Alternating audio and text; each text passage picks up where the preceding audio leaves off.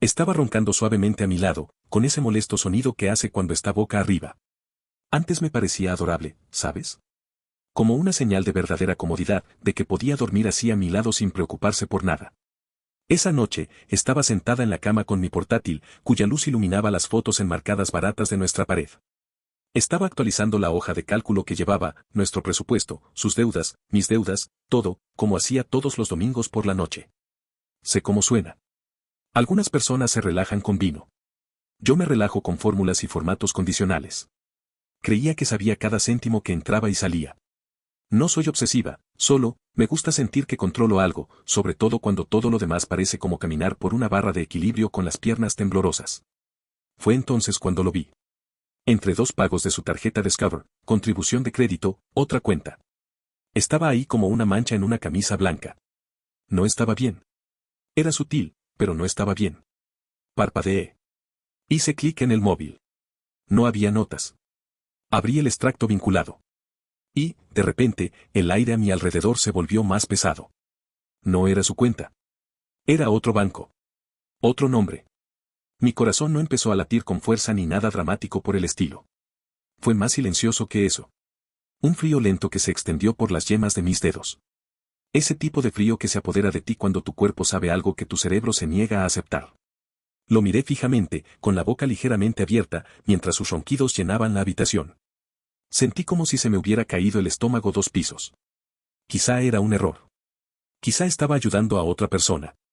Quizá, no lo sé, quizá no tenía por qué ponerme todavía el gorro de papel de aluminio. Pero hice clic en las otras pestañas de todos modos, con los dedos moviéndose ahora por instinto. Fue entonces cuando abrí el correo electrónico del que se había olvidado de cerrar la sesión. Nunca se desconectaba.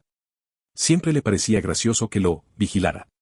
Pensaba que solo era una friki de las hojas de cálculo. Le gustaba. Le gustaba ser el único que no tenía que preocuparse, mientras yo comprobaba 3 veces las fechas de vencimiento y las transferencias automáticas. Ahí estaban. Mensajes. No eran obscenos, todavía no. Pero eran cálidos. Familiares.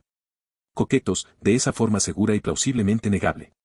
Gracias otra vez por ayudarme, cariño. Creo que pronto voy a salir a flote. No podría hacerlo sin ti.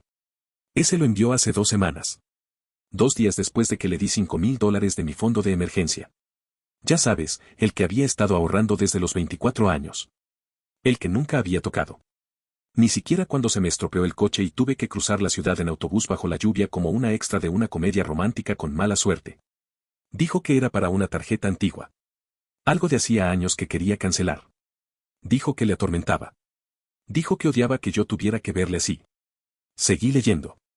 Diferentes nombres. Diferentes mujeres. Una de ellas le envió una captura de pantalla de su propio presupuesto, igual que el mío. Bloques codificados por colores. Notas en los márgenes. Dios mío. Éramos la misma mujer. Solo que copiada y pegada. El apartamento se sintió extrañamente pequeño después de eso. Como si las paredes lo supieran y se inclinaran para decir, te lo dije. Se movió un poco, murmurando algo que no pude entender. Debería haber dicho algo en ese momento, pero sentía la garganta llena de algodón mojado. En cambio, abrí las redes sociales. Ni siquiera tuve que desplazarme mucho. Los encontré a los dos. Una era enfermera. La otra tenía un pequeño negocio de artesanía, velas, creo. Parecían amables. Cansadas, como yo. Mujeres que dijeron que sí cuando él les pidió ayuda, pensando que estaban salvando a alguien que merecía la pena. Esperé hasta la mañana siguiente para enviarles un mensaje. Fue breve. Les envié capturas de pantalla. Les dije que no sabía qué demonios estaba pasando, pero que creía que teníamos que hablar. Una de ellas respondió en menos de 5 minutos. La otra, 1 hora más tarde. Esa tarde, me senté en mi coche frente a una Panera Bread, con las manos temblando sobre el volante mientras la calefacción se encendía y apagaba. Quedábamos allí. Las 3. No tenía ningún plan. Solo rabia acumulada en el pecho como un resorte a punto de estallar. Miré hacia la puerta principal. Entonces, una a una, llegaron. Y lo único que podía pensar era, se ha equivocado de chicas con las que meterse. Encontrarme con ellas fue como entrar en un sueño en el que todo el mundo sabía el final menos tú. No nos abrazamos, no lloramos. Solo nos sentamos en esa mesa de la esquina junto a la ventana, cada una con su café tibio, mirándonos como si fuéramos espejos. La enfermera se llamaba Elena. Tenía ojeras y ese aire cansado pero duro, como alguien que lleva demasiado tiempo aguantando las mierdas de los demás. La chica de las velas se llamaba Val. Tenía pecas. Movía mucho la pierna. Estaba inquieta. Como si no se moviera, fuera a explotar. Me di cuenta de que probablemente yo parecía una mezcla de las dos, agotada, pero intentando contenerme, como si no se me escapara por los dedos. Elena fue la primera en hablar. Solo dijo en voz baja y seca, ¿tú también? Asentí lentamente y saqué mi portátil. Ni siquiera tuve que dar explicaciones. Solo abrí la hoja de cálculo y dejé que hablara por mí. Señalé la línea, otra cuenta. Les mostré el extracto bancario. Dejé que leyeran los mensajes. Val soltó una risita amarga. Dios mío. La mía se llama Salvador de Deudas 3.0. Pensaba que era una broma. Elena no dijo nada. Solo sacó su teléfono y abrió su aplicación bancaria. Ahí estaba, una transferencia a él de hacía unos días. $1,200. Susurró, eso era para la universidad de mi hermana. Ni siquiera sabe que lo he tocado. Ninguna de nosotras lloró. Pensé que lo haríamos. Pero no era dolor. Era vergüenza. Ira envuelta en vergüenza, escondida bajo la confusión. Ese tipo de dolor que se te acumula en el pecho y te hace sentir un cosquilleo en la columna vertebral. Nos quedamos allí sentados durante más de una hora, comparando cronologías, historias, chistes privados que en realidad no eran privados, palabras que él reciclaba como si fueran papel de regalo. Las mismas frases tontas. La misma forma estúpida en la que decía, solo necesito empezar de cero, ¿sabes? Me dijo que no tenía familia a la que pedir ayuda. Le dijo a Elena que le daba vergüenza acudir a su hermano. Le dijo a Val que sus padres habían muerto. No es cierto. Lo comprobamos. Val fue la primera en decirlo en voz alta. Tenemos que hacer algo. No podemos quedarnos aquí sentados con nuestras tazas de café tristes, como si el mundo nos debiera lástima. Nos ha engañado. Nos ha estafado. Tiene que sentirlo. No discutí. Yo quería que lo sintiera. No solo la exposición, sino el peso de ello. Quería que nos viera a los tres, uno al lado del otro, sin engañarnos, sin divertirnos, simplemente hartos. Quería estar en su línea de visión en el momento exacto en que se acabaran las mentiras. Fue entonces cuando se me ocurrió la idea. Elena tenía el recibo, una reserva para cenar en un restaurante elegante del centro. Él le había dicho que era una cena de agradecimiento. Que había ahorrado. Que quería hacerla sentir apreciada. Claro que sí. Claro que lo había organizado con el dinero que ella le había dado. Así que hicimos un plan. Llegaríamos temprano. Cogeríamos la mesa. Esperarlo. Y cuando entrara, esperando velas, ya suave y una mujer a la que pudiera engañar con sus ojos cansados de cachorro, se encontraría con nosotros. Los tres. Pensé que estaría nervioso el día que sucediera. No lo estaba. Estaba tranquilo. Concentrado. Era como si mi cerebro hubiera bajado el volumen de todas las demás partes de mi vida para poder escuchar claramente este momento. El restaurante era oscuro y parecía caro, todo elegancia silenciosa y sinceridad falsa. El tipo de lugar que sirve raciones del tamaño del puño de un niño y lo llama una experiencia. Nos vestimos bien, pero sin exagerar. Lo justo para pasar desapercibidos, sin llamar la atención. El maitre arqueó una ceja cuando le pedimos la mesa. Elena le dio su nombre. Él sonrió. Nos acompañó a la mesa. Nos sentamos. Trajeron la carta de vinos. La pasamos como si fuera una broma. Y entonces, 20 minutos más tarde, allí estaba él. Entró, mirando su teléfono, como si acabara de salir de un anuncio de Colonia, confía en mí, de unos grandes almacenes. Esa estúpida chaqueta de cuero. Esa media sonrisa que siempre ponía cuando intentaba ocultar algo. Nos vio. Y se quedó paralizado. ¿Alguna vez has visto cómo el cerebro de alguien intenta reiniciarse en tiempo real? ¿Como un ordenador infectado por un virus que no veía venir? Esa era su cara.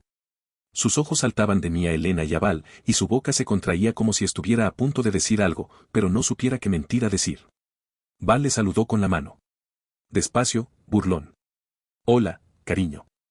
Él se quedó allí de pie. No se sentó. No se movió. Saqué la tarjeta que le había robado, la que Elena encontró en su cajón, escondida detrás de un viejo libro de recetas. La utilizó una vez para pedir flores. Ella la guardó, sin darse cuenta de lo que era hasta que comparamos los números. Se la entregué al camarero con una sonrisa. Él pagará la cuenta.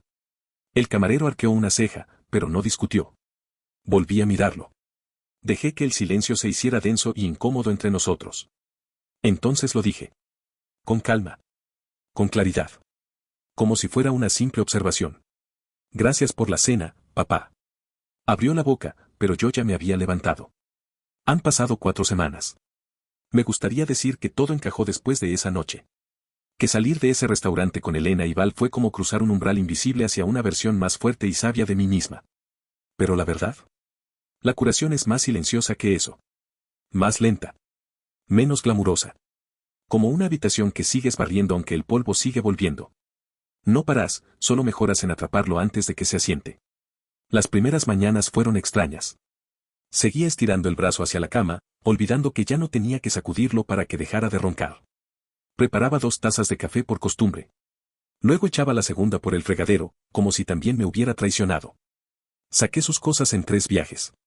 Lo dejé todo en esas bolsas azules baratas de Ikea y lo llevé a casa de su hermano. No llamé a la puerta.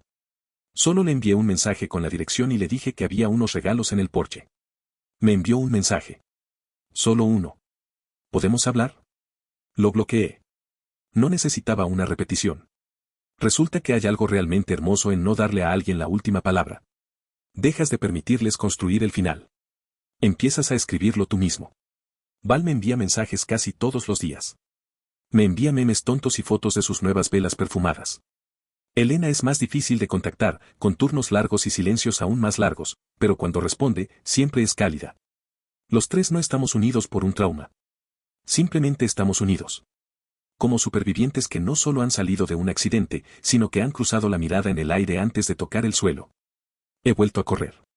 Nada del otro mundo, solo vueltas al parque. Había olvidado lo bien que sienta sudar por uno mismo. Mover el cuerpo sin intentar hacer sitio al equipaje de otra persona. Un sábado, pasé corriendo por el mercadillo que hay cerca del centro. Había una anciana vendiendo máquinas de escribir y relojes. Cosas antiguas de verdad. Polvorientas, pero con encanto. Me detuve. No sé por qué. Me dolían las piernas y sentía como si estuviera en el recuerdo de otra persona. Había un pequeño despertador de latón, apenas más grande que la palma de mi mano. Tenía una grieta en la esfera y emitía un extraño zumbido si se inclinaba en el ángulo adecuado. Lo compré. Ahora está en mi mesita de noche. No porque lo necesite, sino porque me recuerda que incluso las cosas rotas pueden seguir funcionando. Seguir marcando el tiempo. Seguir mereciendo la pena. Hace unos días, recibí un correo electrónico. Era de otra mujer. Se llamaba Carla. Había visto una de las publicaciones de Val, algo críptico pero incisivo, y se puso en contacto conmigo. Pensaba que estaba sola. Pensaba que estaba loca. Le dije que no era así. Ayer quedamos para tomar un café.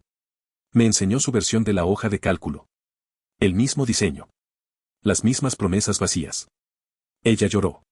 Yo no. No porque fuera fría. Sino porque me di cuenta de que ya había llorado lo suficiente por todas nosotras. Mis lágrimas habían pagado el peaje. Ahora solo estaba allí para mantener la puerta abierta. Cuando llegué a casa esa noche, no encendí las luces de inmediato. Me quedé de pie en la cocina, con el zumbido de la nevera a mis espaldas, mirando la pequeña pizarra magnética donde guardo notas y recordatorios. Uno de ellos dice, reponer comida para el perro. Otro dice, dentista 4/10. Y en el medio, garabateado con rotulador en un viejo menú de comida para llevar, ya ha sobrevivido a lo peor. No recuerdo haberlo escrito. Pero es mío. Lo sé. Suena como yo. Encendí una de las velas nuevas de Val. Se llama, closure, cierre. Huele a cedro y quizá a eucalipto. Llenó el apartamento poco a poco, colándose por las cortinas, enroscándose bajo los cojines del sofá, posándose en mi ropa como si fuera su lugar. Creo que así es como funciona la paz. No como un amanecer. Más como un aroma que dejas de percibir hasta que, de repente, lo notas. No diré que he terminado de curarme. Eso no existe. Pero ahora soy diferente. No más dura, solo, menos dispuesta a cargar con lo que no me pertenece. Menos ansiosa por arreglar a las personas que confunden tu amabilidad con un grifo que pueden dejar abierto. A veces todavía siento ese destello de culpa. Como si quizá debería haberlo visto antes. Quizá debería haber hecho más preguntas. Quizá amar a alguien no debería ser como solicitar un préstamo que nunca te van a conceder. Pero luego pienso en la risa de Elena. En los memes de Val. En las manos temblorosas de Carla cuando vio mi hoja de cálculo. Pienso en el reloj de latón que sigue zumbando cuando lo inclino en el ángulo justo. Y pienso, quizá esto nunca se trató de venganza. Quizá se trataba de romper un ciclo. Y quizá, solo quizá, ese es el tipo de historia que vale la pena vivir. Una en la que no recuperas lo que perdiste. Construyes algo nuevo. Algo sólido. Algo que no necesitas revisar 2 veces cada maldito día. El fin de semana pasado fui a la playa. Solo yo. Me llevé un libro que no leí y un sándwich que apenas toqué.